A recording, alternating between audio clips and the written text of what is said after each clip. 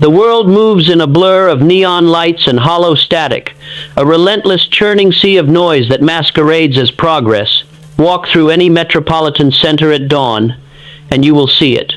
The procession of the living ghosts. Thousands of souls, tethered to the rhythmic hum of their devices, drift in and out of subterranean transit, their eyes glassed over with the exhaustion of a life lived by proxy. They are not walking.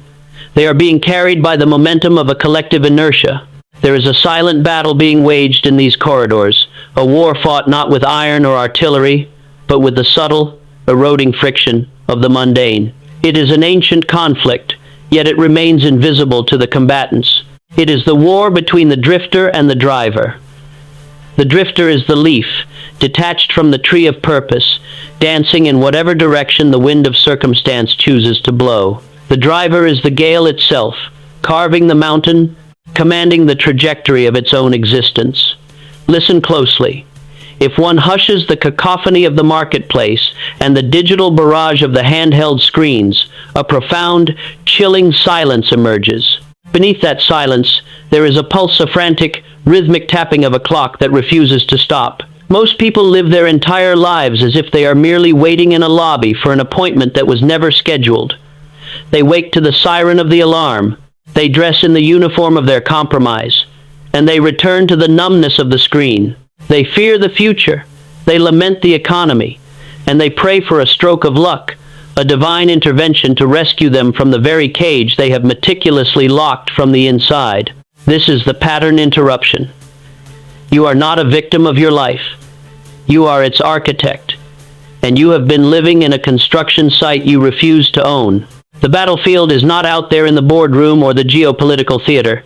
It is in the seat where you sit, the moment you occupy, and the silent thoughts you permit to take root.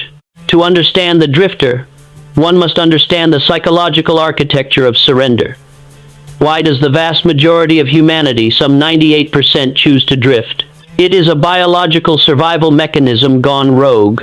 The human mind is designed to conserve energy. It is wired to prefer the path of least resistance because, for most of human history, energy conservation meant survival. But in our modern, hyper-stimulated age, that ancestral drive has become a trap. The drifter's mind has outsourced its sovereignty to the environment. If the news reports chaos, the drifter feels fear. If a colleague offers a critique, the drifter feels diminished. The drifter's internal state is a mirror of their external circumstances. When the external world is volatile, the drifter becomes fragmented, reactive, and ultimately powerless. One must ask, how does the drift begin? It does not start with a grand catastrophe. It begins with the small compromise. It is the snooze button. It is the choice to swallow an unpleasant truth to avoid a conflict. It is the decision to accept a tolerable job rather than a calling. Each of these micro-decisions creates a neural pathway. After 1,000 repetitions, the pathway becomes a highway, and the drifter loses the ability to even perceive that other exits exist. Why is this drift so difficult to reverse? Because the ego thrives on the safety of the herd. To move against the current of the 98% is to invite judgment. The drifter fears the isolation of the architect. They believe that being normal is a form of protection. Yet, this is the grand paradox. By seeking safety through conformity, they have placed themselves in the greatest possible danger, the death of the soul, through atrophy. To break this, one must engage in a process of recursive deconstruction. One must look at every aspect of their current life and ask, did I choose this, or did I accept this? If the answer is acceptance, the drift is active. The remedy is not to rearrange the furniture of your life-changing jobs, moving cities, or trading partners, but to change the captain of the vessel. The conscious will must be sharpened, refined, and placed firmly at the helm.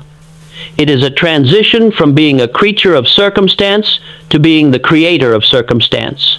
This is the hardest work a human being can undertake, for it requires the destruction of the old identity to build the new.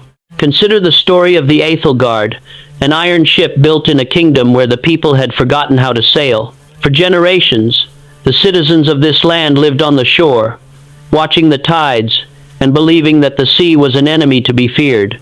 They built their homes of driftwood and mud, always terrified that a high tide would wash their meager existence away. One day, a master craftsman arrived. He found an ancient, rusted iron hull, partially buried in the sand. The people mocked him. "Why waste your strength on a relic?" they asked. "The tide will only toss it like a toy." The craftsman said nothing. He spent years in the heat of the forge. He scrubbed the rust until his knuckles bled. He replaced the rotted timber with tempered steel. He didn't ask the tide to be calm. He built a ship that could withstand the fury of the gale. One night, the great storm came, the kind that had historically wiped their village from the map. The people huddled in their mud huts, screaming as the water rose, praying for a rescue that would not come. The craftsman walked to the Aethelgard, hoisted the sails, and stepped onto the deck. He did not steer the ship away from the storm. He steered it into the waves. He understood that the very pressure of the water against the hull was what gave the ship its buoyancy. He became the master of the surge. When the sun rose, the village was gone, its debris scattered across the horizon, but the Aethelgard remained, battered but unbroken, anchored in the deep, calm waters of the outer sea. The craftsman had not been saved by luck. He had been saved by the decision to stop being a victim of the tide and start being the architect of his own vessel. He had traded the comfort of the shore for the sovereignty of the sea. You are standing on that shore. You are holding the hammer. The storm is not an excuse to cower. It is the invitation to forge. Reflect for a moment on your own life. Are you standing in a hut built of driftwood, hoping the tide is kind to you? If this message is stirring the dormant fire in your soul, take this as your signal. Subscribe to this channel to anchor yourself to the fraternity of architects. We are building something that the storms of this world cannot break. Join us, and stop watching from the sand. To integrate this truth today, you must perform an environmental audit. Do not wait for a lightning bolt of inspiration. Inspiration is a fleeting, sugar-coated high. You need law. Starting now, you must identify 3 areas of your life where you are currently drifting. Is it your health, your finances, your focus? Write them down. Next to each, write the driver action required to take command. If you are drifting in your health, the driver action is not to hope for more energy, but to set a non-negotiable regimen of movement and discipline. If you are drifting in your work, the driver action is not to wait for a better opportunity, but to create value where you currently stand. You are the architect. An architect does not look at an empty lot and see a wasteland. They see the skyscraper before the first shovel hits the dirt. Your thoughts are the blueprints. Your actions are the bricks. Your discipline is the mortar. Take this awareness with you into the next hours. Guard your mind against the drift. When the urge to complain arises, catch it. When the impulse to hit the snooze button lingers, reject it. You are preparing your foundation. But be warned, the external world will notice your shift. It will attempt to pull you back into the orbit of the 98%. It will call you obsessed. It will call you arrogant. Let it. You have already begun the hardest work of all, the work of internal alchemy. We have established the nature of the enemy and the necessity of the drive. But a ship needs more than a captain. It needs to know how to transmute the very wreckage of its past into the fuel that powers its future. We must now descend into the engine room. In our next chapter, we will master the alchemy of adversity. We will learn how to take the leaden weight of your greatest failures and turn them into the golden energy of invincible resolve. Do not miss what lies ahead, for the forge is already lit, and the metal is waiting. Before we move forward, take this moment to like this video. By doing so, you are not just engaging with a screen. You are casting a vote for your own evolution.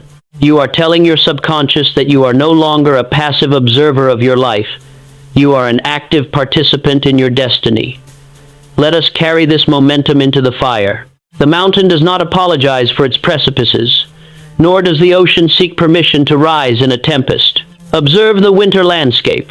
The trees stand stark and skeletal, stripped of the lush, vanity-driven leaves of summer. To the untrained eye, this is a scene of death. The forest looks defeated, brittle, and hollowed out by the biting frost. Yet, in this brutal dormancy, the tree is not dying. It is concentrating its essence. It is pulling its life force down into the deep, dark, hidden architecture of its roots, preparing for a vitality that will eventually shatter the silence of spring. Most human beings view the winters of their own lives, the sudden job loss, the collapsing relationship, the crushing weight of public failure, as the end of the narrative.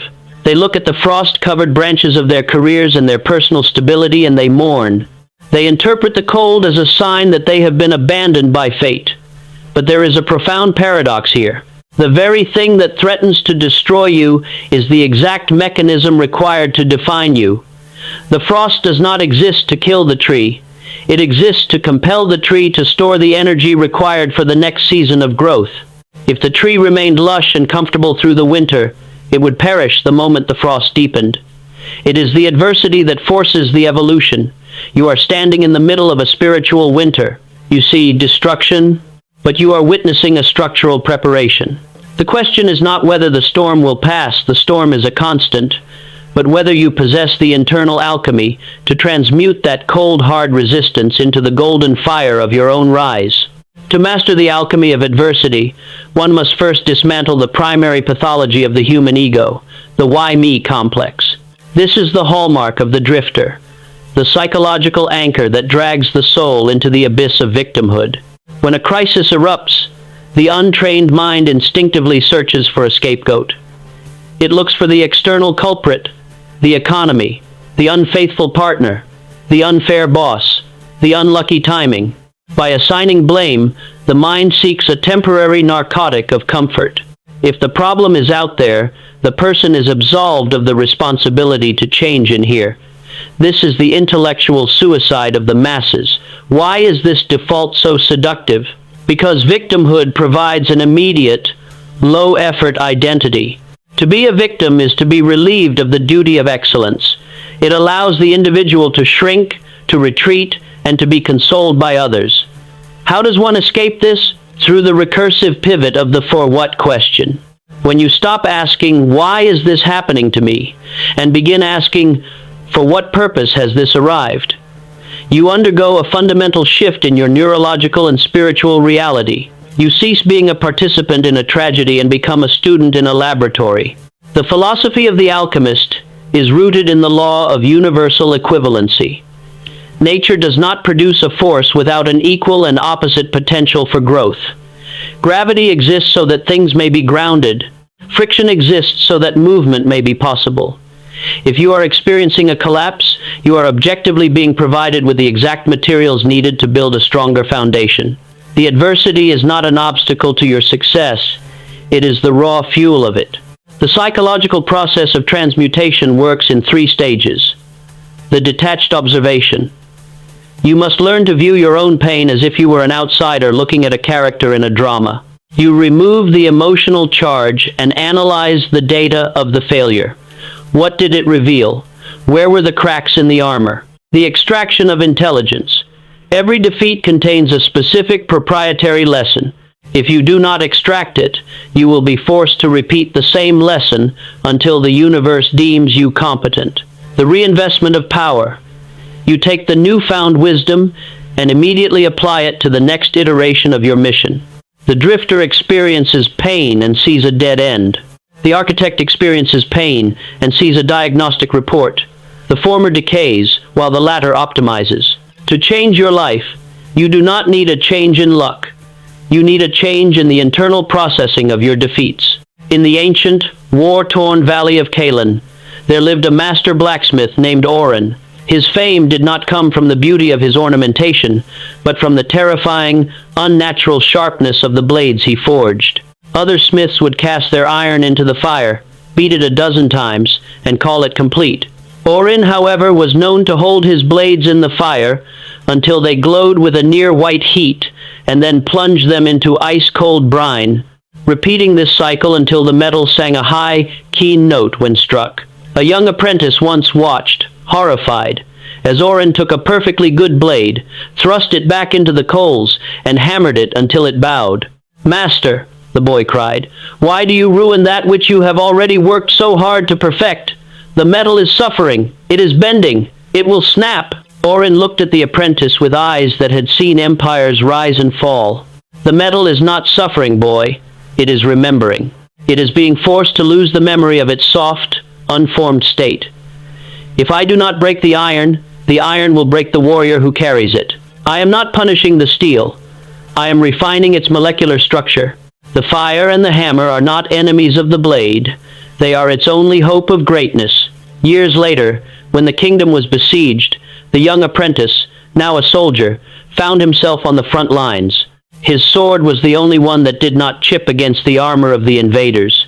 While the swords of his brothers in arms buckled and blunted under the pressure, Orin's blade cut through steel as if it were parchment. The soldier realized then that he was the blade.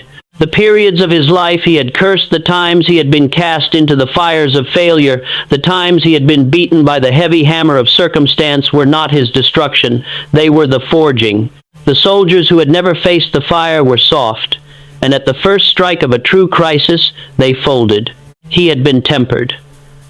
The adversity that you are currently cursing is the very heat that is burning away your impurities. You are being prepared for a conflict you do not yet see, and you will need the edge you are gaining today to survive the terrain of tomorrow. To integrate this alchemy today, you must change your vocabulary.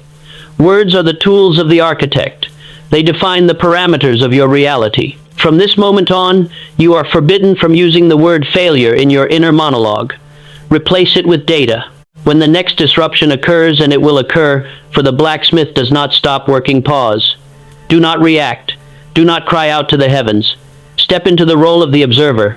Stand back from the wreckage and look at it with cold, calculating precision. Ask yourself, if this situation were a lesson designed specifically by a mentor to teach me a vital skill, what would that skill be? You might find that a lost contract is actually a lesson in vetting partners.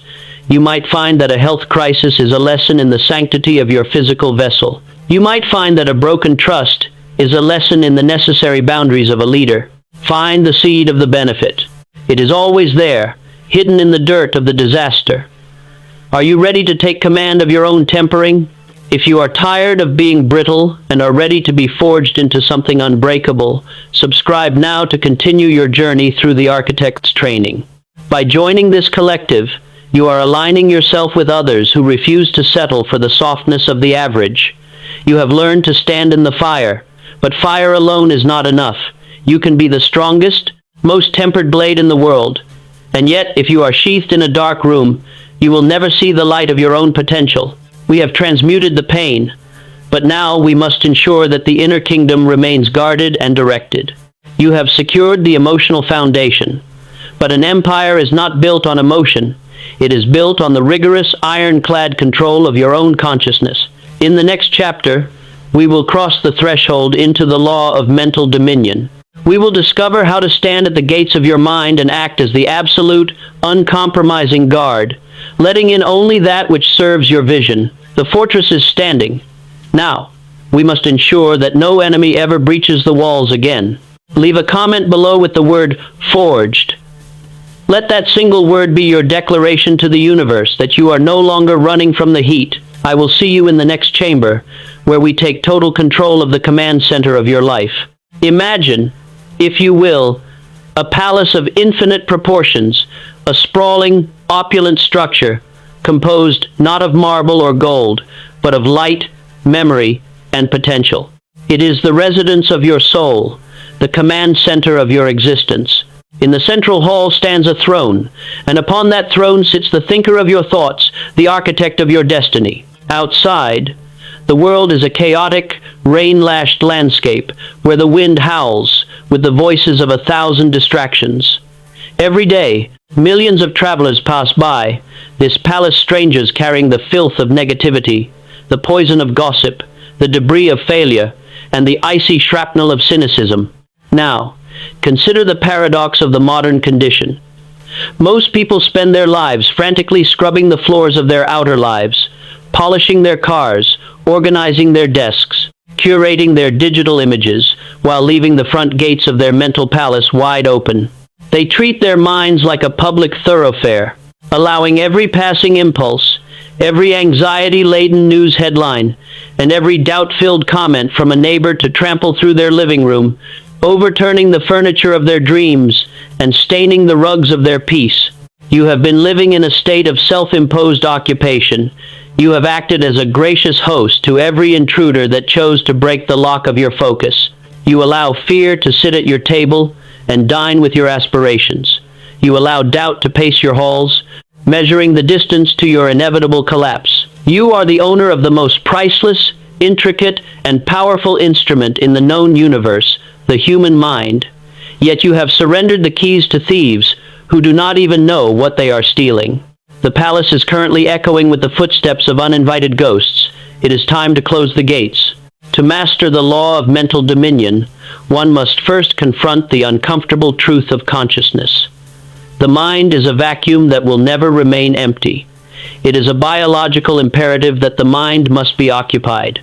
If you do not plant flowers of intention, the soil will inevitably be claimed by the weeds of environment. Why is the mind so susceptible to the invasion of external noise? Because the human brain is evolved to scan for threats. It is a survival-oriented machine, constantly monitoring the horizon for the tiger of social rejection, financial instability, or existential uncertainty. In the primitive world, this was a gift. In our modern era, it is a liability. The subconscious mind does not possess a filter that differentiates between a life-or-death physical threat and a self-limiting belief about one's own potential. It treats both as equally valid, focusing its massive computational power on the narrative it is fed. How does one seize control of this machinery? Through the practice of radical gatekeeping. This is not a passive activity. It is a violent act of mental hygiene. It requires the recursive audit.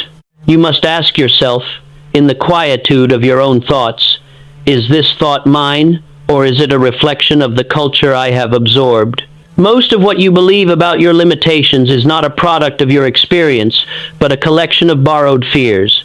You are currently carrying the mental baggage of your parents, your cynical teachers, and the media that feeds on your agitation.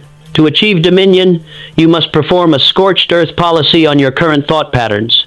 If a thought does not contribute to the architecture of your vision, it is an intruder. The mechanism of dominion is based on the law of single-focus occupancy. It is a biological and physical fact that the human brain cannot focus on two opposing states of being simultaneously. You cannot exist in a state of profound gratitude and crippling fear at the same exact microsecond. One must vacate to make room for the other. Therefore, you do not fight negative thoughts. To fight is to engage. To engage is to give them life. Instead, you displace them with a greater truth. You crowd out the darkness by increasing the intensity of the light. You replace I cannot with I am currently becoming. You do not negotiate with the intruder. You replace the locks. In the high, desolate reaches of the northern crags, there once stood a watchtower known as the Spire of Clarity. It was tasked with protecting the valley below from an encroaching fog, a heavy, suffocating mist that once touched, stole the memories and ambitions of any man it enveloped. For generations, the sentinels who manned the tower were taught to fight the fog. They would stand on the battlements with shields and spears, beating back the mist as it rose. They were exhausted, perpetually weary, their lives consumed by the endless struggle against a vapor they could never truly defeat. They would shout at the fog, curse its arrival, and panic at the slightest sign of gray. And, inevitably, the fog would seep through the cracks, for while the sentinels fought, they were not watching the gate. Then, a new sentinel arrived. He was not a warrior, he was an architect. He did not bring a spear to the battlements. Instead, he spent his first month in the tower sealing the masonry. He found the micro cracks in the mortar that the others had ignored. He built a great, roaring furnace at the heart of the tower, feeding it with the wood of purposeful intention. When the fog rolled in, the other sentinels rushed to the walls, screaming and flailing. The architect simply turned up the heat in the furnace. He sat in the center of the room, refining his maps and sharpening his tools. He did not look at the fog. He did not engage with it. He focused entirely on the internal light. As the heat within the tower rose, The very air around the structure began to shimmer. The fog, unable to withstand the intensity of the warmth, withered and dissipated before it could even touch the stones. The architect discovered the secret that the warriors had missed. The fog only exists where there is cold. The fog is the absence of purpose. By filling the space with the heat of his vision, the architect made it impossible for the intrusion to exist. He realized that the tower was never meant to be a defensive position. It was meant to be a lighthouse. You have been fighting your doubts with spears, exhausting your spirit on the battlements. You have been looking at the fog. Look instead at the furnace. Stop the invasion right now. Are you tired of your own doubts poisoning your daily progress? Subscribe to this channel to anchor yourself in the fraternity of architects, where we teach the discipline of the internal light. Don't just watch the fog build the furnace. Join us. To embody the law of mental dominion, you must begin the practice of thought labeling. For the next 24 hours, you are to treat your mind as a laboratory. Carry a small notebook or use the digital tools at your disposal to document every time a thought of limitation enters your consciousness. When you hear that internal voice whisper, "I'm not ready," or "This is too hard," do not argue with it. Simply label it. Say aloud or firmly, in the silence of your heart, "This is an external interference. This is not me." By labeling the thought, you create a chasm between your identity and your experience. You move from being the victim of the thought to being the observer of the thought. And once you observe it, you can delete it. Replace it immediately with an affirmation of your definite chief aim. If you are struggling with a lack of confidence, replace the doubt with a specific, visual memory of a time you triumphed, or a vision of the version of you that has already succeeded. You are building the muscle of the gatekeeper. It will feel strange at first. It will feel like you are ignoring reality. But you are not ignoring reality. You are overriding it with a higher, more potent truth. You are asserting that you are the master of your internal kingdom. But be warned, the mind does not like to be tamed. The moment you assert authority, the ego will throw a tantrum. It will attempt to drag you back into the comfort of the drift. You must be prepared for the internal resistance. We have secured the palace of your mind, and we have learned to hold the gates. But a palace that produces nothing is merely a museum. Now that the mind is cleared of static, we must fuel the machinery of your will. We have built the fortress. Now we must ignite the fire that drives the architect to build upon the earth. In the next chapter, we will explore the discipline of the flame. We will discuss how to maintain that internal fire when the initial excitement fades and the long, cold night of the grind begins. You have the map, and you have the keys now. Learn how to keep the torch burning through the darkness. Before we move to the fire, make this commitment real. Click the like button to signal to the universe that you have claimed your throne. The palace is now under new management.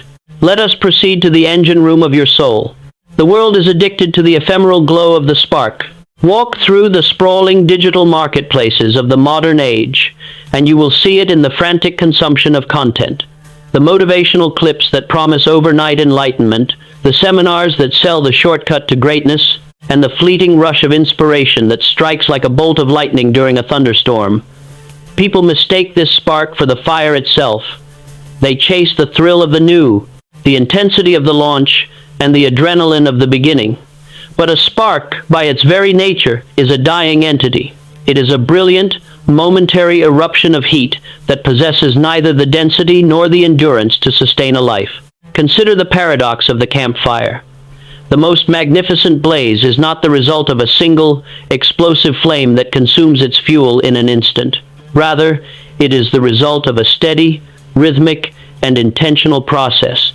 It begins with the gathering of wood, the delicate arrangement of the kindling, and the patient tending to the core. The fire that warms the traveler through the freezing night is the one that has been fed with measured, disciplined care. Most people in this world are shivering in the dark, clutching the ashes of 1,000 extinguished sparks. They have chased the "yes, I will change" moment, only to find themselves colder and more discouraged when the enthusiasm invariably dissipates. They treat their destiny like a hobby, checking the weather of their internal mood to decide if they are in the mood to build. This is the tragic delusion of the masses. You cannot forge the steel of a legendary life with a spark. You require the furnace, the steady, roaring, unyielding discipline of the flame. To grasp the true nature of discipline, one must first perform an autopsy on the modern myth of motivation. Motivation is a physiological response to external stimuli. It is the biological sugar rush that compels you to run when the predator is chasing you, or to cheer when the tribe is winning. It is fickle, chemical, and entirely outside of your control. Why is the reliance on motivation the hallmark of the drifter? Because motivation requires the environment to dictate your internal state. If the weather is good, the coffee is warm, and the praise is plentiful, the drifter is motivated. But when the reality of the work sets in, the boredom of the repetition, the coldness of the resistance, the silence of the audience, the motivation evaporates. The drifter stops because the feeling is gone. How does the architect override this? Through the radical separation of emotion from action. The professional does not wait for the muse.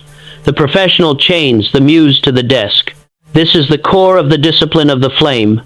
The realization that your internal weather is irrelevant to the structural requirements of your mission. One must practice recursive commitment. This is the process of looking at the goal and asking, am I doing this because I feel inspired, or because I have given my word to the universe? The drifter asks, do I want to do this today? The architect asks, is this action required for the building to rise? The latter is the only question that matters. Discipline is not a restriction of freedom. It is the ultimate expression of it. It is the ability to command your own nervous system to perform in the absence of desire. When you choose to train, to study, or to execute when you are tired, you are not suffering. You are making a deposit into the ledger of your self-trust. Each act of disciplined effort acts as a brick that adds weight and density to your character. Why do so many fear this? Because discipline is an act of self-annihilation. It requires the death of the child self, the part of you that craves comfort, entertainment, and the validation of ease. To build a life of infinite strength, you must systematically execute the version of yourself that is weak. This is the crucible.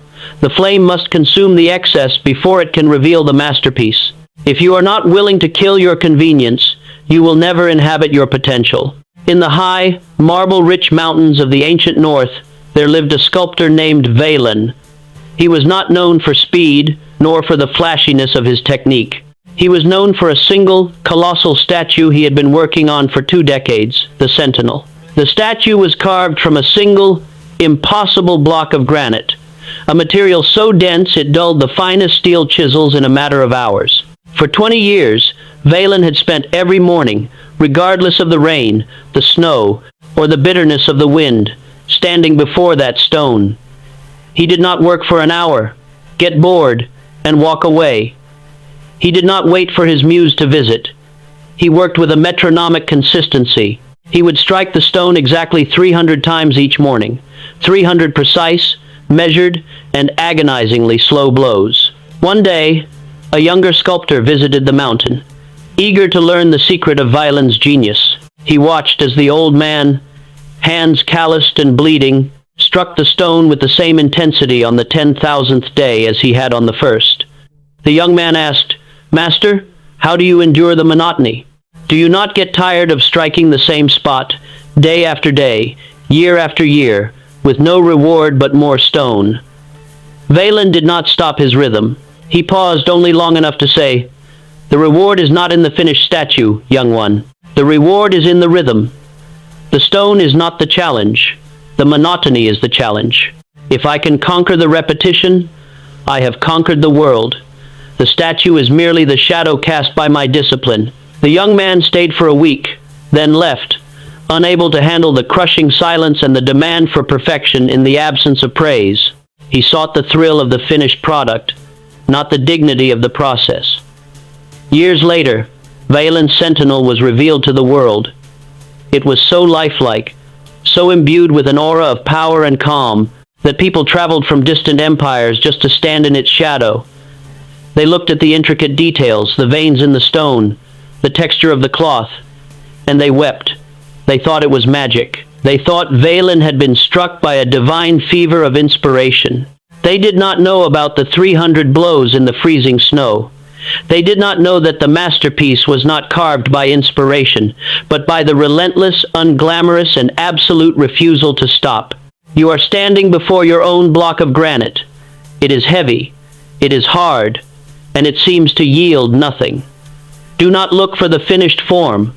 Look for the rhythm of your own hands. Are you ready to stop chasing the spark and start building the furnace?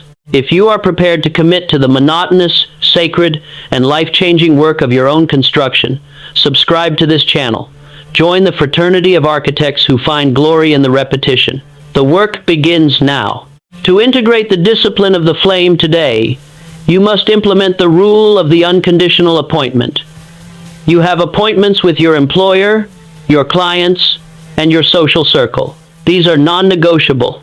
But you have been breaking the most important appointment of all, the one you have with your own growth. Beginning tomorrow, set one non-negotiable appointment with yourself.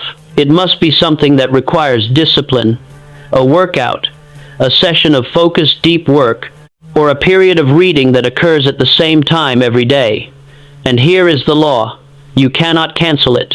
If you have a crisis, you move the crisis. You do not move the appointment. You are building a reputation with yourself. You are proving to your subconscious mind that your word is law. If you feel the urge to quit, if you feel the cold of the resistance, recognize it as the necessary temperature of the forge. Do not run from the cold. Lean into it. Let the coldness sharpen your resolve. The feeling of resistance is not a sign to stop. It is the physical sensation of your character expanding. You are building the internal density required to survive at the top. But as you build this density, you must be careful about who you allow into your circle.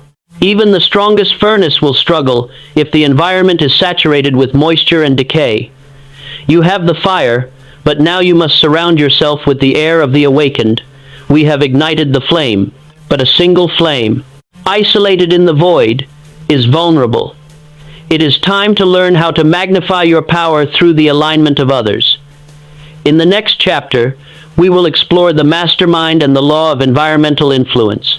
We will discover why you are the average of the 5 people you spend the most time with, and how to surgically audit your circle to ensure that your fire is being fanned, not extinguished, by those around you. Seal this commitment. Click the like button to acknowledge your new identity. You are no longer a slave to your moods. You are a master of your output. Let us move to the circle of power. The alignment of your environment is the final piece of the structural puzzle. I will see you in the next chamber. Imagine a vast, tranquil pond nestled in the heart of a dense, ancient forest. The surface is as still as polished obsidian, reflecting the grandeur of the surrounding canopy. Now, drop a single pebble into this stillness. Watch as the ripples expand, concentric circles of energy, perfectly synchronized, propagating outward until they touch every shore of the basin. This is the nature of resonance. No object in the physical or spiritual universe exists in isolation. Every entity is a tuning fork, perpetually vibrating at a frequency dictated by the environment in which it is anchored. Now, shift your gaze to the human landscape. Walk through the bustling arteries of a modern city, the crowded train, the neon-lit office, the suburban enclave. Observe the people. Note the way they hold their bodies, the cadence of their speech, the specific texture of their worries.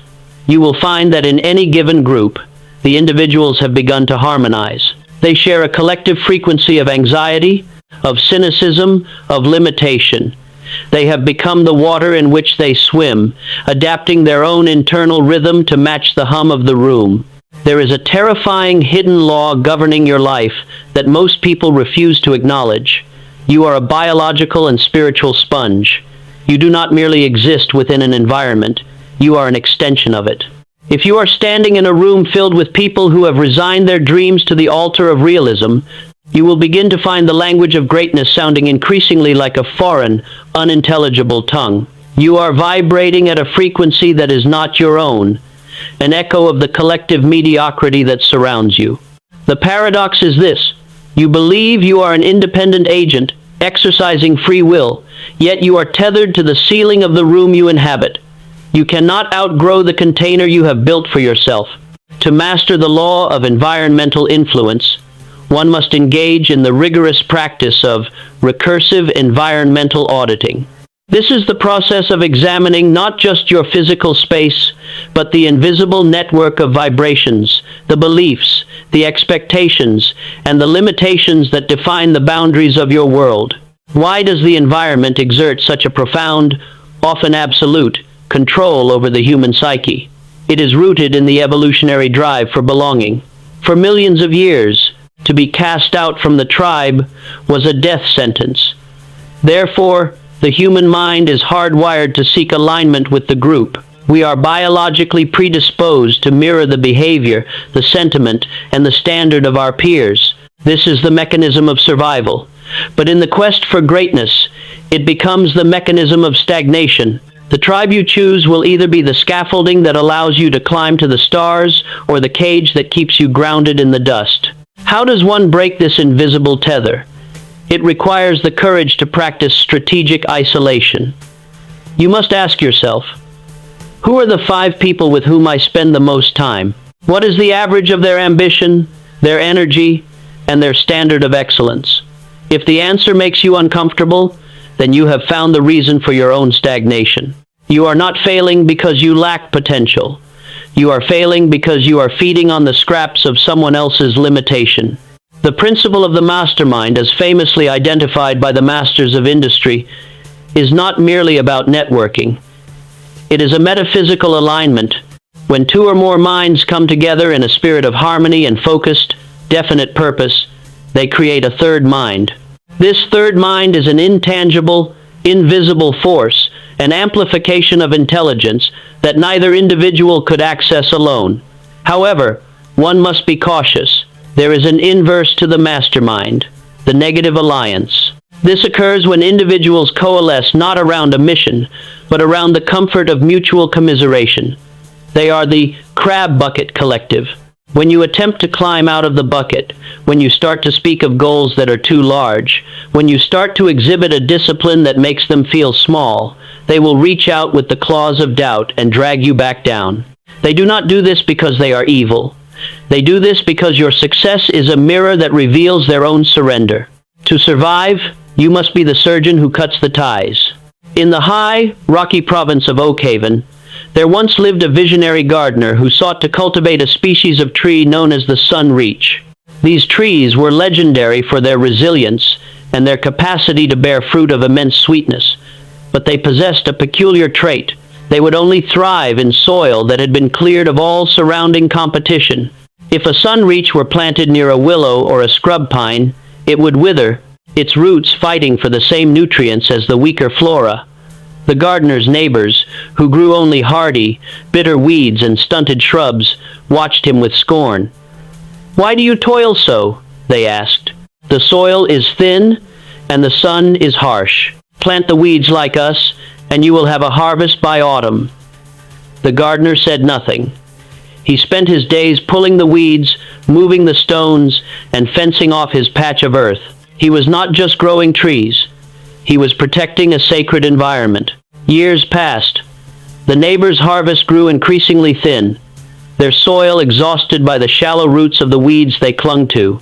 But the gardener's sun-reached trees grew tall and sturdy, their roots driving deep into the mountain, reaching nutrients that the other plants could never touch. The fruit they bore was so vibrant and rare that even the neighbors who had mocked him came to beg for a share. The gardener understood that the tree is only as strong as the environment it commands. He had to be the master of his plot. He had to be the one who decided what was allowed to grow in the space he occupied. The neighbors believed they were victims of the harsh mountain soil.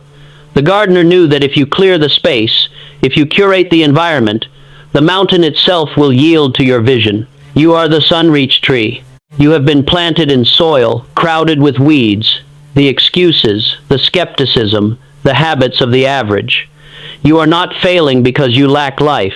You are failing because you are allowing your roots to be choked by the weeds of others. Are you ready to clear your plot? If you are prepared to prune the negative influences from your life and cultivate a garden of giants, subscribe to this channel. Here, we form a digital mastermind, a space where the weeds of mediocrity have no place to take root. Join us. To integrate the law of environmental influence today, you must perform the mastermind audit. This is not a request for a soft conversation. It is a request for a strategic purge. For the next week, observe your interactions with the same detachment you would use to study a chemical reaction. When you leave a conversation, ask yourself, do I feel more capable or do I feel more tired? Do we speak of the future we are building or the past we are lamenting? If you find that your circle is consistently pulling you toward the drift, you must take action. You do not necessarily need to announce your departure with a shout. You can simply retreat. Lower your availability. Silence the notifications. Spend that time instead in the company of the virtual mastermind, the books, the lectures, and the biographies of the men and women who have already conquered the mountain. Surround yourself with voices that demand your excellence. You are the curator of your own universe. Every person you allow in, every voice you permit to speak into your ear, is a brick being added to your wall, or a hole being drilled into your hull. Choose your crew with the ruthlessness of a captain who knows that the race is long and the sea is unforgiving. But even as you curate your circle, remember that your environment is merely the stage. It is not the performance. You are the protagonist, and the stage will only respond to the intensity of your movement. We have cleared the garden, and we have aligned the forces. Now, we must transform that alignment into the only thing that the universe truly recognizes: kinetic energy. You have the blueprint and the allies. Now you must learn the law that governs the actualization of your vision. In the next chapter, we will explore the mechanics of action. We will confront the great paralyzer fear and learn why standing still is the only true failure. You have the stage set. It is time to perform. Finalize this shift. Click the like button to cement your commitment to a higher standard of influence. You are no longer accepting the frequency of the herd. You are choosing the frequency of the architect. The path to the arena is open. I will see you there. The graveyard of history is not filled with the corpses of those who failed. It is filled with the unlived lives of those who waited. Picture a vast, silent library stretching into the infinite horizon. Its shelves are not lined with leather-bound books, but with blueprints, unbuilt cathedrals, unwritten symphonies, unlaunched enterprises, and declarations of love that never left the tongue. This is the museum of potential, and it is the most crowded place on earth. It is a place of profound, haunting stillness, where the air is thick with the dust of hesitation and the ghost smell of what could have been. Observe the person standing on the precipice of their own greatness. They are poised, their heart hammering against their ribs like a bird trapped in a cage. They have the map, they have the training, and they have the vision. Yet, they stand frozen. Why? Because the air around them is thick with the invisible, icy fog of fear. They believe that they are waiting for the right moment, for the perfect alignment of the stars, or for the feeling of readiness to descend upon them like a divine mandate. There is a cruel paradox at the heart of human achievement. The very thing you need most clarity is the one thing you are least likely to find while standing still. You are waiting for the light to reveal the entire path before you take a step. But the light of the architect's lantern only extends 10 feet into the darkness. The path does not exist for the dreamer. It is forged beneath the feet of the doer. You believe that your hesitation is wisdom, a prudent pause before the plunge. In reality, it is the slow, deliberate ossification of your soul. The moment of action is not a point in time you reach. It is a point in time you must create with the sheer, violent force of your will. The library of the unlived is calling, but you are not meant to be a resident. You are meant to be the author. To master the mechanics of action, one must perform a recursive autopsy on the physiology of fear. Fear, in its modern iteration, is a biological malfunction. It is a primitive security system designed for a world of predators and falling rocks that has been hijacked by the ego to protect you from the terrifying possibility of social discomfort. Why does the brain prioritize the comfort of the known over the promise of the great? Because the brain is an energy-conserving machine. To act is to expend energy. To act is to introduce the possibility of error. To act is to invite the judgment of the tribe.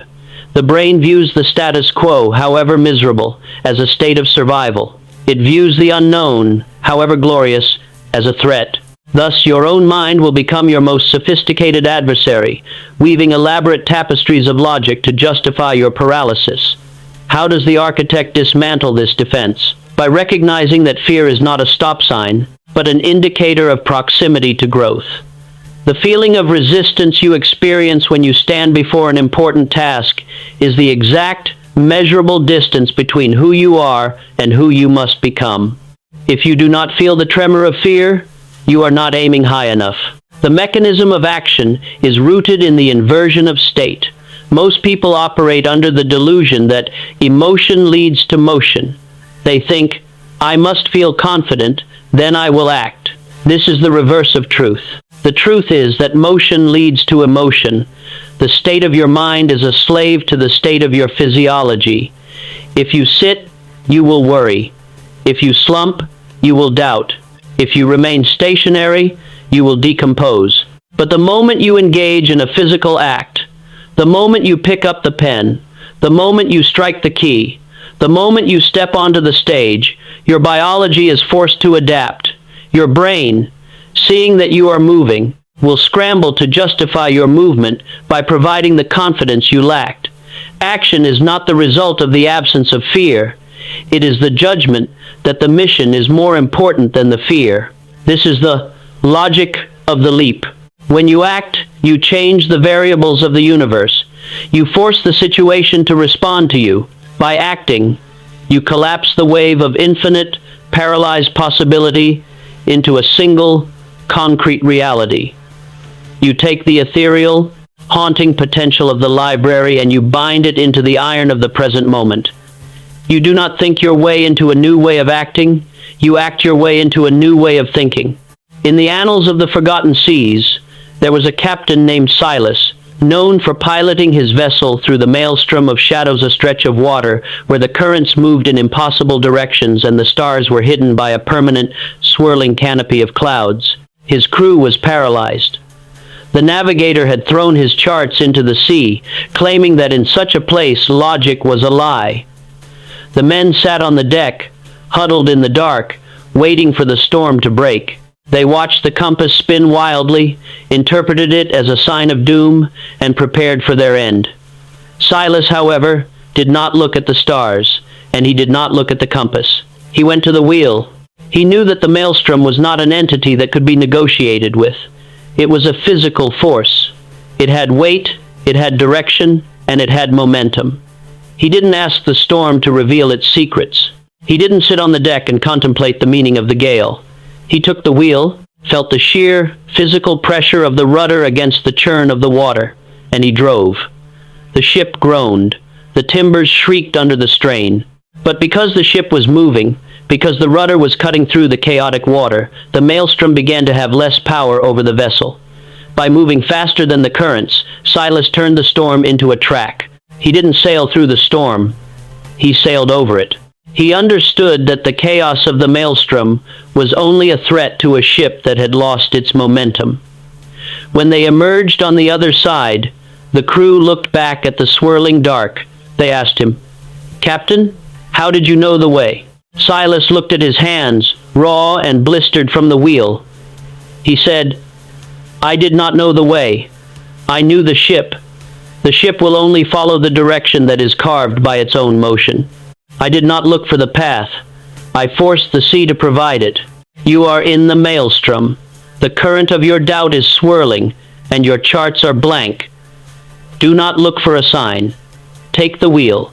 The ship of your destiny will only respond to the hand that dares to steer it into the churn. Stop waiting for the fog to lift.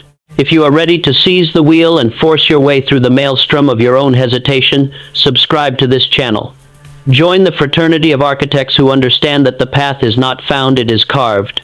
To integrate the mechanics of action today, you must implement the 5-second law of irrevocability. The human brain is a master of the stall. It will give you exactly 5 seconds to sabotage an impulse to act before it successfully overrides your intention with the safety of stagnation. From this moment forward, when the impulse to act strikes, when you know you must make the call, when you know you must write the page, when you know you must apologize, do not give your mind time to negotiate. Count backward. 5, 4, 3, 2, 1. At the count of 1, you must move. Your body must physically initiate the action. By moving before the brain can calculate the risk, you bypass the gatekeeper of fear. You launch yourself into the realm of the doer. Do not ask for a perfect plan. A good plan executed with violence of action today is infinitely superior to a perfect plan executed next week. When you act, the universe provides the feedback you need to refine your course. Standing still provides only the echo of your own doubt. You are the architect, and an architect builds. He does not spend his life studying the physics of concrete. He pours it. Pour your concrete today. But as you begin this cycle of motion, you will find that your legacy begins to take a shape that you cannot control. You are no longer just a builder. You are a witness to the unfolding of a monumental structural existence. You are stepping into a realm where the now is the only thing that holds the weight of your history. We have mastered the engine of action. We have broken the paralysis of the maelstrom. But now, we must lift our eyes from the mechanics of the work to the timeless, enduring nature of what that work represents. In the next chapter, we will explore the architect of the now. We will discover that legacy is not a statue you build when you are dead. It is the signature you leave on every single, fleeting second you are alive. The skyscraper is rising, and the world is watching. Seal this pact. Click the like button to signal your commitment to the logic of the leap. You are no longer waiting for the path, you are creating it. Let us ascend to the summit of the now. I will see you in the next chamber. There exists a profound, haunting deception that whispers to every human heart. The lie that your life is a book to be written in the future. We live with the illusion that our true existence, our real, consequential, and meaningful work is a distant summit. A golden age of arrival that waits just beyond the next transition. We wait for the promotion, the marriage, the recovery, the windfall, the retirement.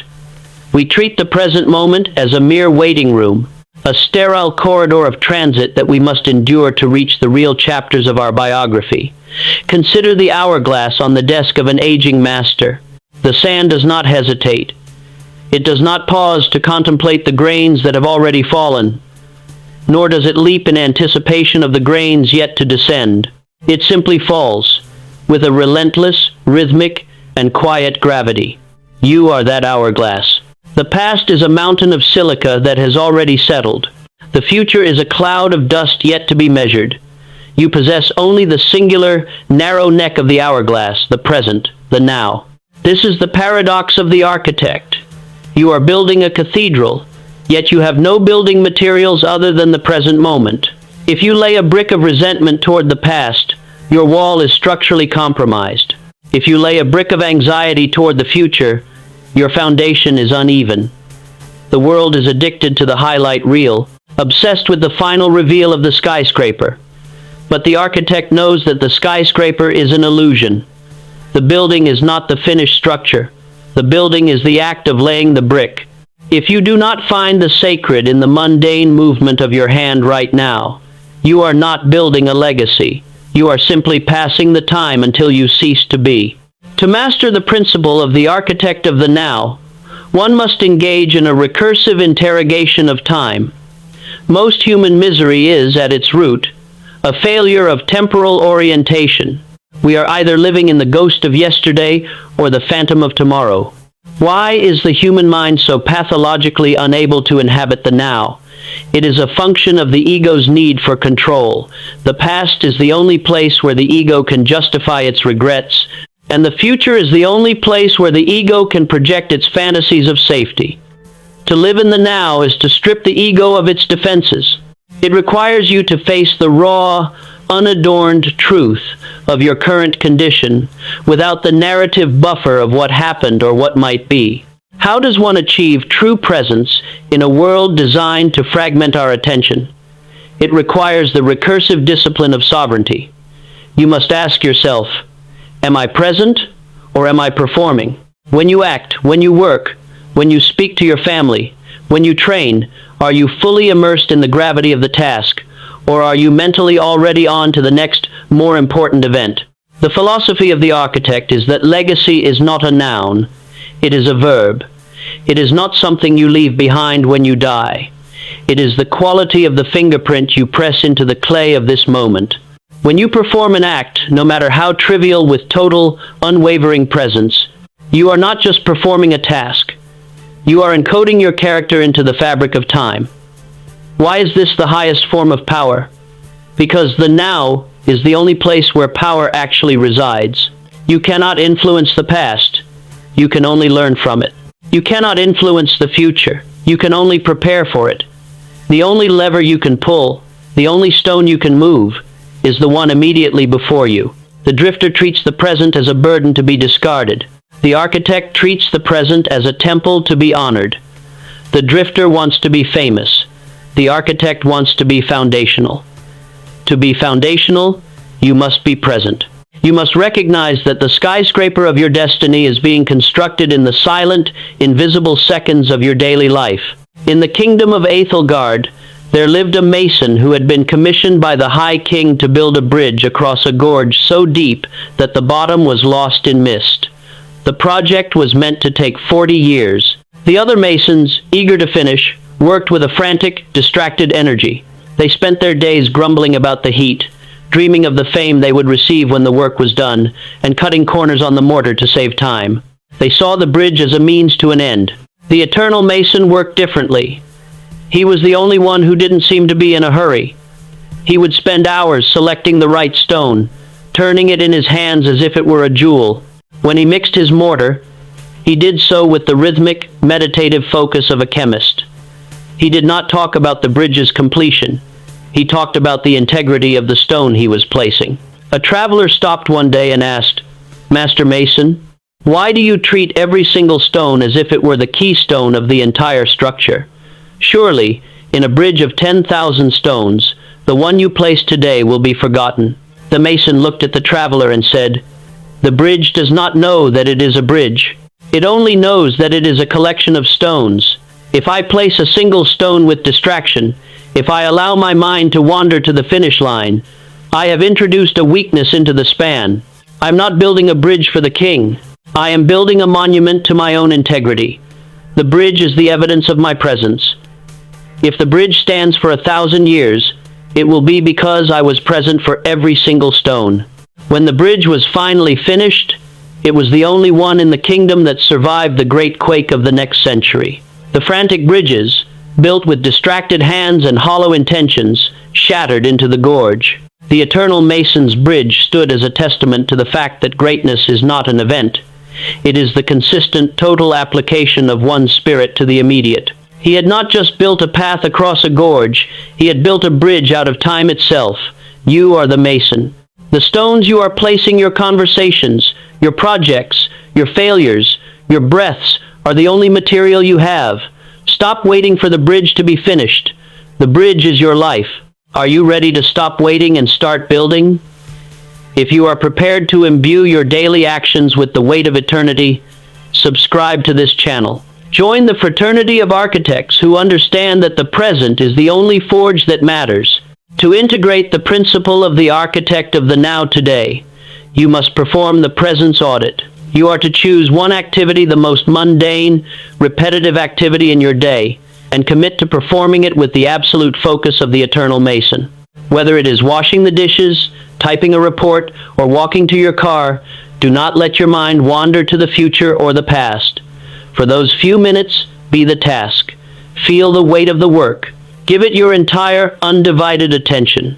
You will notice that as you increase your presence, you also increase your power. You will find a hidden energy in the task, a depth of clarity that is only accessible when you stop trying to get through your life and start inhabiting it. You are building the cathedral of your character, and the bricks are the seconds. Do not throw your seconds away on the fantasy of a later, greater version of yourself. The version of you that is here, right now, is the only version that can lay the stone. But as you begin to settle into this profound, unshakable presence, you will notice something else, a feeling of total, terrifying, and beautiful sovereignty. You are no longer chasing the mirage of the future. You are holding the reins of your own existence, and that sovereignty demands that you take the throne of your own internal kingdom with an iron hand. We have learned to be present, and we have learned to value the now. But now we must confront the final, ultimate truth of the architect's path. We must discuss the sovereign will, the absolute, non-negotiable responsibility to rule your own life, to burn the ships behind you, and to march toward a horizon that you are not just discovering, but creating. You have the stones, you have the presence, and you have the vision. It is time to declare your independence. In the deepest recesses of the ancient world, there was a custom practiced by the great kings and the Stoic philosophers alike, the practice of memento mori, the deliberate, somber, and paradoxically liberating act of remembering that one must die. Imagine a banquet of unparalleled opulence, where golden goblets brim with the finest wine, and the air is thick with the scent of roasted spices and blooming jasmine. The music is vibrant, the laughter is boisterous, and the courtiers are adorned in silks that shimmer like dragon scales. And yet, at the very center of the table, sits a grinning, hollow-eyed skull. To the uninitiated guest, this is a grotesque intrusion, a jarring reminder of the end of all things. But to the guest who is truly awake, the skull is not an omen of despair. It is the ultimate clarifier. It is a cinematic paradox. The more clearly one perceives the ticking of the clock, the more vivid the colors of the present become. Most people live as if they are immortal, spending their hours with the reckless abandon of those who believe the well will never run dry. They defer their excellence, they postpone their forgiveness, and they dilute their focus across 1,000 trivialities, operating under the grand, silent assumption that they have plenty of time. This is the central delusion of the drifter. They are sleepwalking through the hallways of their own existence, oblivious to the fact that the hourglass is not merely sitting on the table, it is shattering. Every heartbeat is a grain of sand that can never be retrieved. The paradox of the architect is that by staring directly into the abyss of one's own mortality, one finds the fuel for the most extraordinary life. You are not meant to fear the ticking. You are meant to be synchronized with it.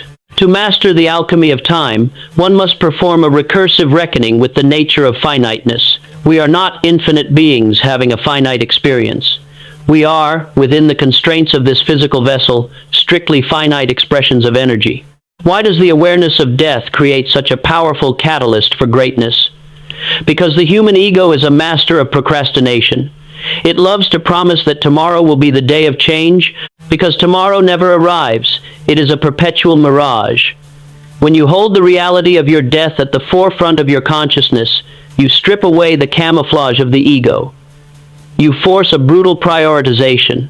You are compelled to ask, if I knew, with absolute certainty, that my journey would conclude in 1 year, would I continue to hold this grudge?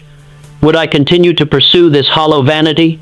Would I continue to tolerate this mediocrity? How does one embody this without falling into the trap of morbid nihilism? It requires a shift from chronoses, the linear, quantitative measurement of time, to kairoses, the qualitative, strategic utilization of time. The drifter measures time by how much of it they can kill. The architect measures time by how much of it they can convert into permanent value. The philosophy of the alchemist is to view your life as a singular, non-renewable commodity. You are being paid in seconds, and you are spending them on a reality of your own choosing. If your reality does not reflect the greatness of your spirit, it is because you are trading your life currency for depreciating assets. Recursive thinking demands that you ask, am I buying depth with this hour, or am I merely filling space?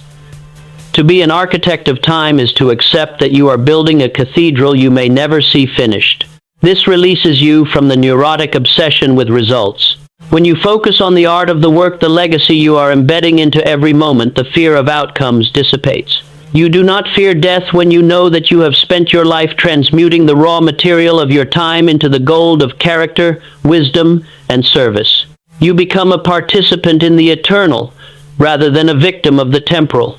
There was once a weaver who lived on the edge of the known world, tasked with creating the tapestry of the night sky. Each star in the tapestry was a human life, and the weaver was the only one who could see the threads as they were being spun. She noticed that most of the threads were frayed, thin, and brittle, snapping long before they reached the horizon of the tapestry. These were the threads of the drifters. They had spent their time in hesitation, in fear, and in the pursuit of shadows. Their colors were dull, for they had not been dyed in the waters of conviction. But then, the weaver began to work on a different kind of thread. This one was vibrant, pulsating with a light that seemed to draw heat from the very fabric of the cosmos. It was the thread of an architect. The weaver saw how this thread was woven. It was not straight, nor was it without scars. It was knotted with the resilience of failures, twisted with the discipline of adversity, and anchored with the silver wire of absolute presence. The weaver saw that the architect thread was shorter than the others. "Why is this one so brief?" the weaver asked the silence. The answer came not in words, but in the vision of the life itself. The architect thread had burned with such an intense, focused heat that it had achieved a density the others lacked. It had not wasted a single inch of its length on the gray, aimless loops of uncertainty. It had been woven with such precision and such deliberate intent that every single vibration of its being had contributed to the tapestry.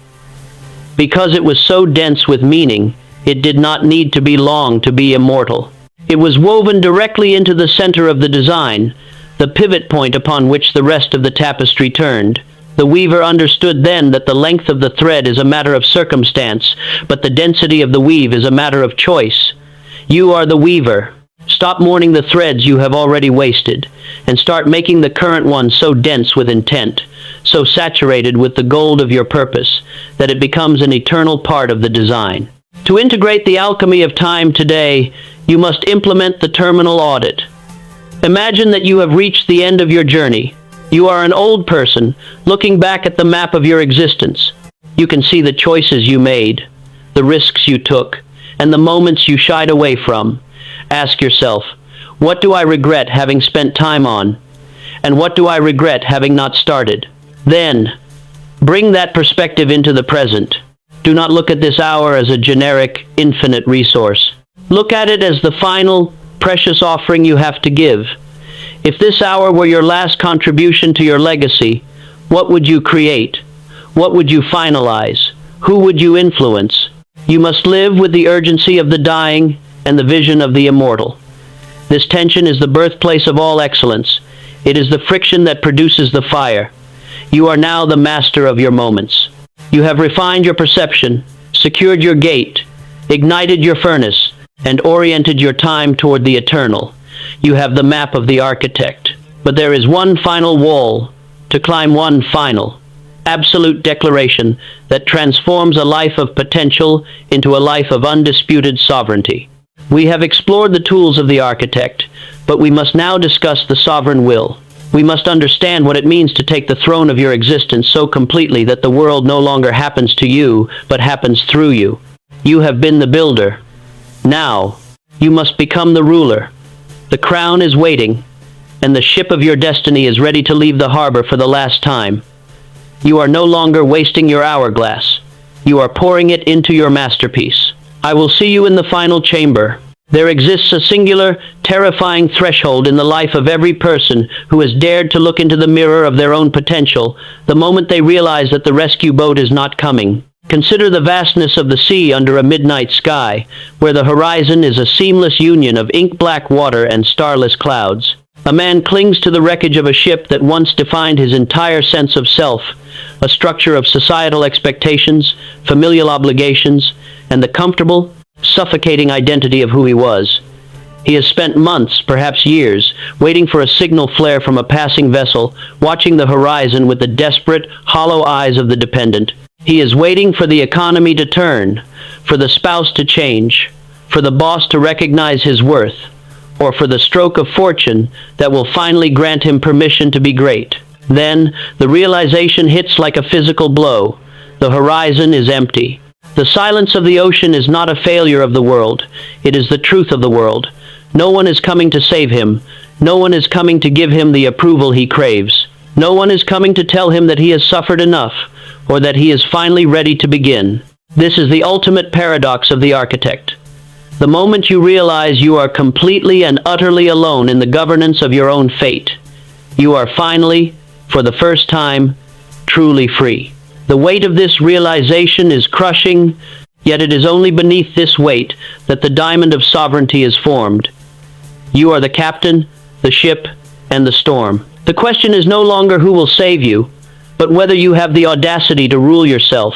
To master the sovereign will, one must confront the pathology of permission-seeking. The drifter is a perennial child, perpetually looking to the authority figures of society, parents, mentors, governments, cultural norms, to validate their existence. Why is the human ego so allergic to true sovereignty? Because sovereignty requires the surrender of the right to complain. To be sovereign is to accept that every success and every failure is a direct consequence of your internal state and your external choices. The ego, in its infinite cowardice, prefers the comfort of the victim. To be a victim is to be blameless. It is to be a passenger in a tragedy where you are not responsible for the outcome. To be sovereign is to be the actor, the director, and the judge. It is an exhausting, exhilarating, and relentless burden. How does one cultivate the sovereign will? Through the practice of recursive sovereignty. You must ask yourself, whenever you feel the urge to blame an external force, in this scenario, where is the leverage I have failed to exercise?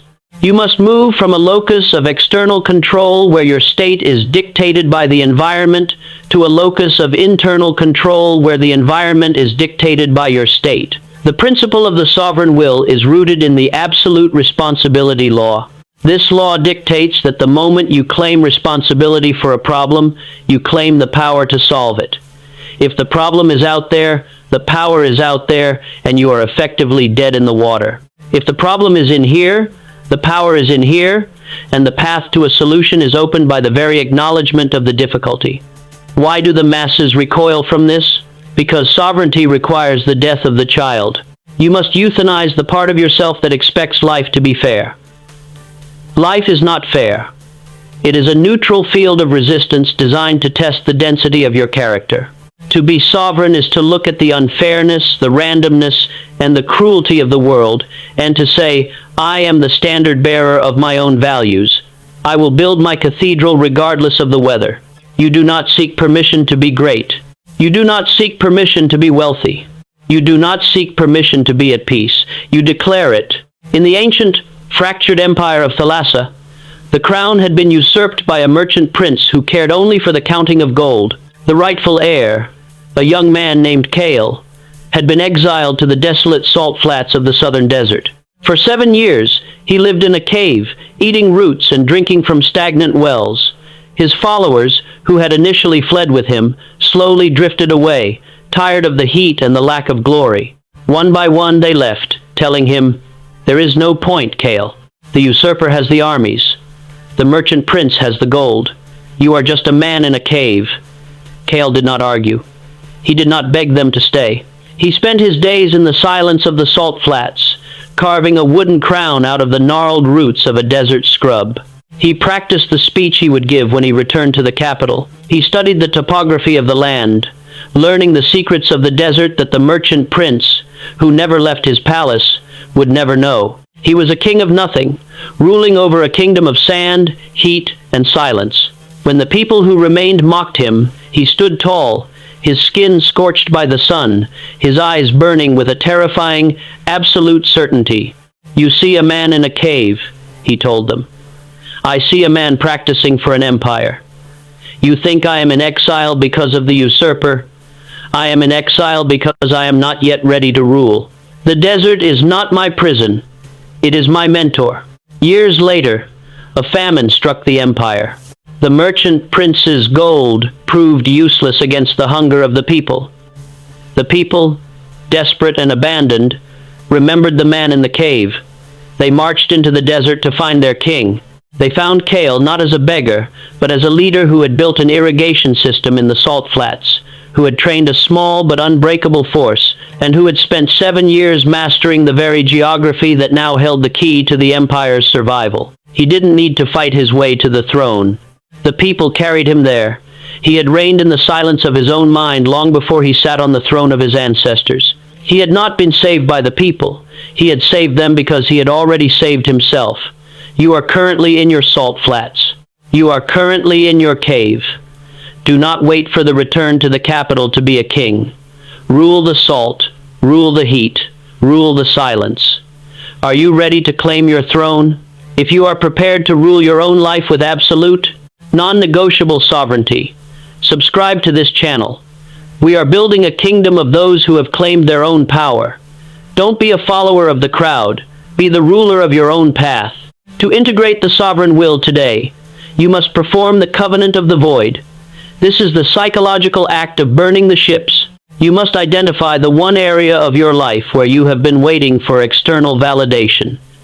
A career change you haven't made, a relationship you haven't ended, a project you haven't launched, and you must set a date for its final resolution.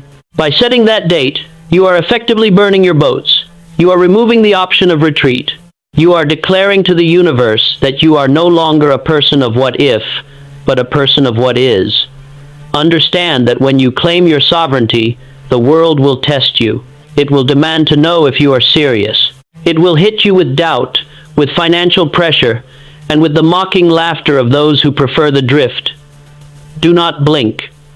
The test is the confirmation that you are on the right path. You have arrived at the pinnacle of this philosophy. You have secured your mind, ignited your will, mastered your environment, and claimed your sovereignty. You have the map, and you have the crown. But there is one final act, a closing of the circle that will transform everything you have learned into the permanent, unchangeable reality of your life. We have explored the tools of the architect, but we must now finalize the construction. In the final chapter, we will deliver the architect's charge. We will synthesize everything you have discovered into an immutable, unbreakable mandate that will guide you until your final breath. You have been the student, now you are the monument. The great work of a life is never truly finished. It is merely abandoned to time. Stand at the precipice of a finished cathedral, or look upon the masterwork of a lifetime's labor, and you will find a chilling, beautiful paradox. The structure stands, majestic and defiant, yet the soul that built it has long since departed. There is a specific, sacred silence that hangs over the completed works of the great, a heavy stillness that speaks of the thousands of hours, the agonizing decisions, and the quiet, lonely sacrifices that are now invisible to the casual observer. Most people fear this finality. They look at their own lives and they feel a frantic, desperate need to be recognized now, to have the applause of the crowd while they are still standing. They view their existence as a performance meant for the consumption of others. But the architect knows that the true performance is in the construction, not the unveiling. The paradox is that the moment you achieve the thing you thought you wanted, you realize it was never the object of your desire. It was the person you became in the process of reaching for it. The battlefield of your mind has gone quiet. The storm that you once feared has become the very medium through which you navigate. Look at your hands. They are calloused, stained with the ink of your will and the dust of your effort. You are no longer the person who began this journey. That version of you, the one who hesitated, the one who drifted, the one who begged for the approval of the masses, has been consumed by the fire of your own discipline. You are standing in the center of the structure you have built, and the air here is thin, cold, and utterly magnificent. The world is waiting, but you no longer need it to acknowledge you. You have already claimed the only territory that matters, the absolute, non-negotiable dominion of your own spirit. To master the architect's charge, one must understand the finality of the pattern. Throughout these chapters, we have dismantled the illusions of the drifter, but we must now address the most dangerous illusion of all, the belief that there is a destination where the work ceases. Why does the human mind struggle so deeply with the concept of the eternal process? Because we are conditioned to believe in success as a finish line, a state of being where we can finally rest, be comfortable, and stop growing. We view life through the lens of a finite game, where there are winners and losers, and eventually, the game must end. How does the architect escape this? By shifting into the mindset of the infinite game. In the infinite game, the goal is not to win. The goal is to keep playing, to keep building, to keep evolving. The architect understands that the moment you decide you have arrived, you have begun the process of decay. The charge is a command to return to the anvil, even after the masterpiece is finished. It is the realization that your strength is not a static possession. It is a dynamic, living force that must be renewed with every breath. Recursive thinking forces us to ask, if I were to lose everything I have built today, if the structure were to collapse under the weight of a new unforeseen storm, would I still be the architect? The answer must be a resounding yes. Sovereignty is not the possession of the skyscraper. It is the capacity to build it. If you have mastered the alchemy of pain, the discipline of the flame, and the dominion of the mind, then you are not reliant on the structure. You are the structural integrity itself.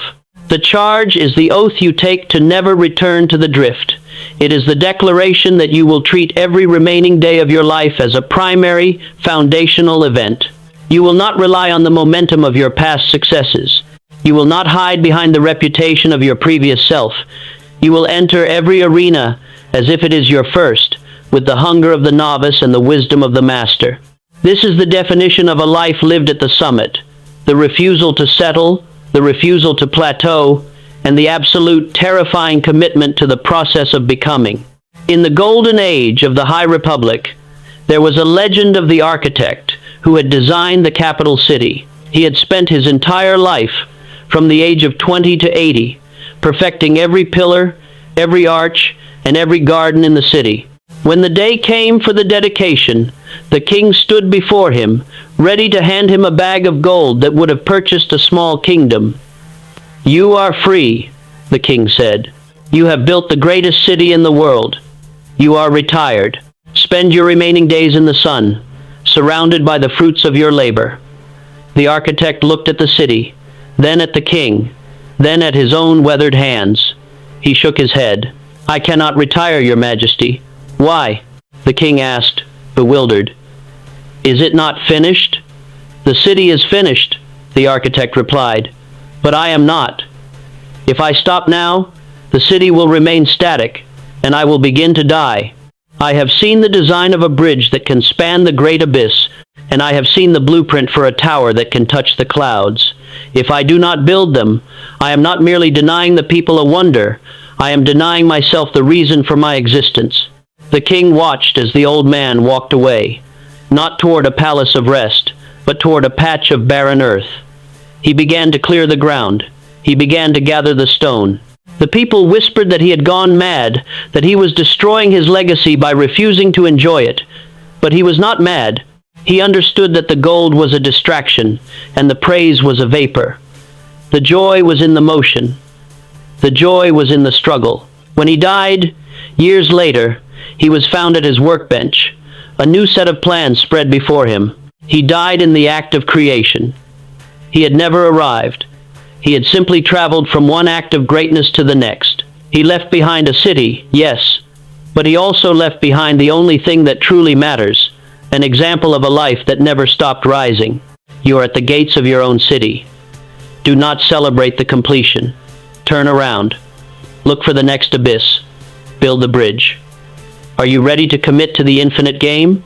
If you are prepared to spend your life in the service of your own evolution, subscribe to this channel. This is not a destination. This is a movement. Join the fraternity of architects who understand that the work never ends, it only scales. To embody the architect's charge today, you must draft your own manifesto of the ongoing. This is not a list of goals. It is a declaration of identity. Write down the principles you have discovered in this journey, not as lessons you have learned, but as the laws you will live by until your final breath. Commit to the daily refoundation. Every morning, before the world demands your attention, stand in the silence and reclaim your sovereignty. Remind yourself that you are the architect. Remind yourself that your strength is not a gift, but a responsibility. Remind yourself that the only security you possess is the reserve of your own capability. Do not be afraid of the upcoming seasons. The fire will dim, the storms will return, and the doubt will whisper its old lies. But now, you have the architecture. You have the structural integrity to withstand the collapse. You are the temple, you are the fire, and you are the master of the gate. This concludes our journey through the 10 chambers of the architect. You have the blueprint, you have the mortar, and you have the vision. The silence is now yours to command. You have been silent for long enough. It is time to let your life speak with the thunder of an empire. But the journey of the architect is not merely a path of individual conquest. It is a path of stewardship. You have built yourself into a monument of strength. But now, what will you do with that monument? Will you keep it hidden? Or will you use it to shield the lost, to guide the wandering, and to stand as a beacon in the darkness for those who are still drowning in the drift? The true test of your architecture is not how high you can build, but how many others you can teach to hold the hammer. The blueprint remains with you. The work is never done. The forge is cooling, but your hands are still warm. Go into the world. Build the bridges. Scale the summits. And remember, the moment you think you are finished is the only moment you are truly in danger. The work begins now, and it will never end. I will see you in the field.